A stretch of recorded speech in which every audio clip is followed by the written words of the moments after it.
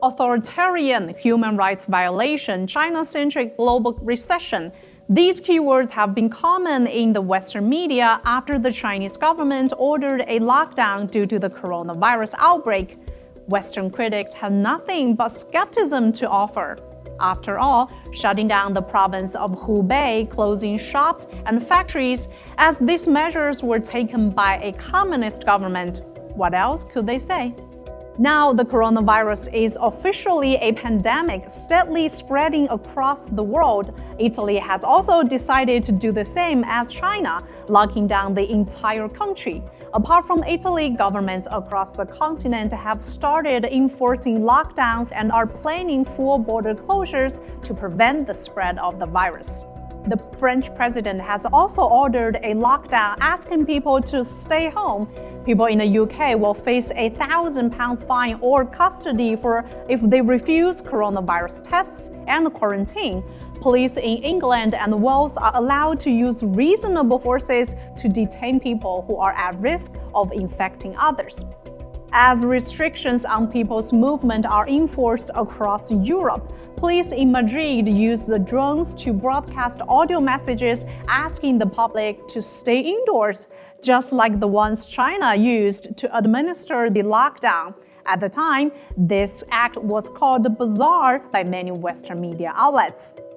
China and Europe have implemented similar measures to fight the virus. However, some Western media outlets have not treated them the same. Whatever China did was another story.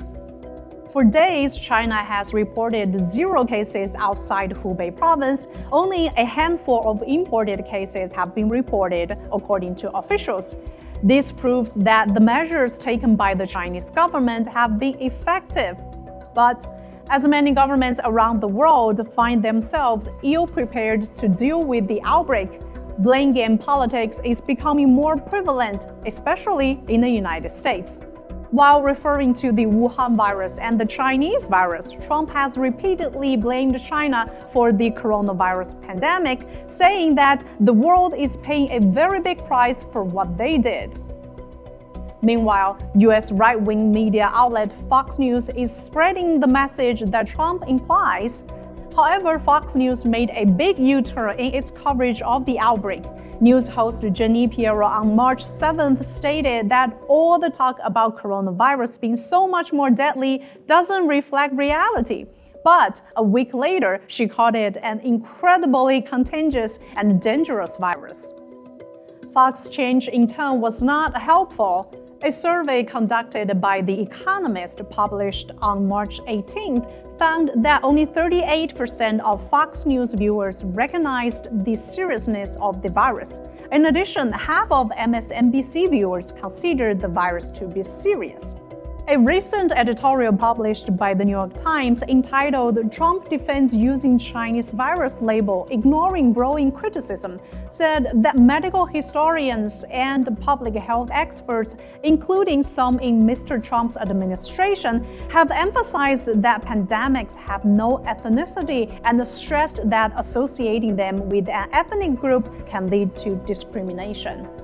Another op-ed published by The New York Times with the headline "3 Rules by the Trump Pandemic" also said, "So Donald Trump is now calling COVID-19 the Chinese virus. Of course he is. Racism and blaming other people for his own failures are the defining features of his presidency.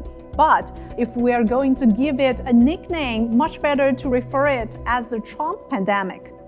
As of today, the U.S. has more than 13,000 confirmed cases. The governor of California, the most populous state in the United States, has estimated that over 25.5 million residents, that's 56% of the state's population, will get the virus.